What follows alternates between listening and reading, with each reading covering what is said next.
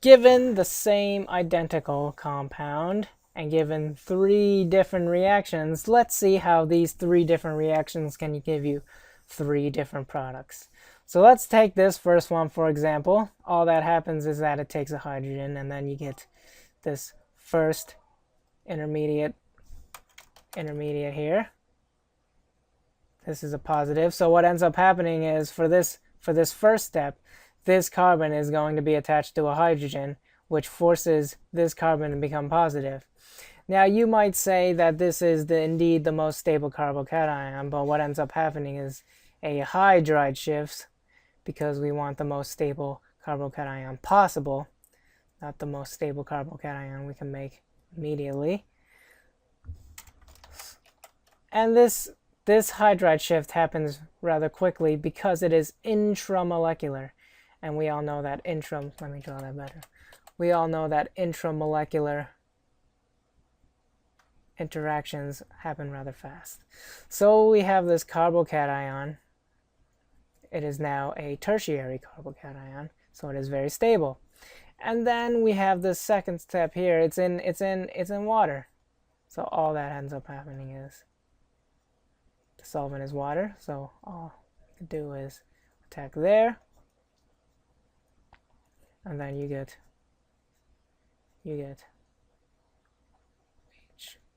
H positive.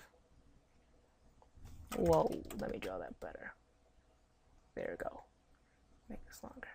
And then the next step is simple. Another water. Why not? We're in a tub of water. Electrons go back on the oxygen, and then our final product looks something like this.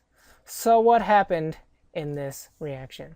Well, what ended up happening was we made the most stable carbocation possible because the positive charge is here, but because of the hydride shift, it moved to this tertiary position. And when it moved to this tertiary position, we confirmed that this is the most stable carbocation possible.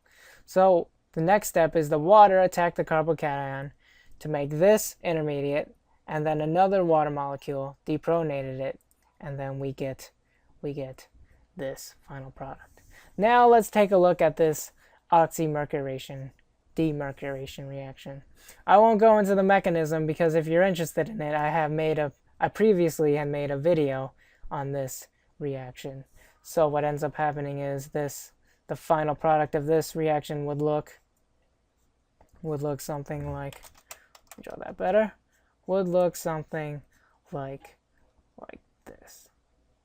I'll make sure to draw stereochem because the special thing about this reaction is that it is actually anti-addition.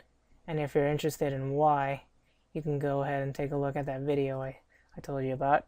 So this is anti-addition, and notice how this OH group is now on the most substituted carbon rather than the less substituted carbon. And notice how there is no formation of carbocation, therefore there is no shifts, and therefore it is on this carbon.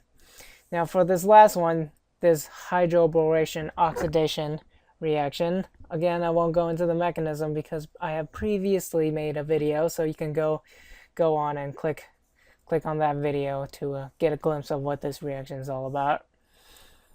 So the final product of this reaction would look something like I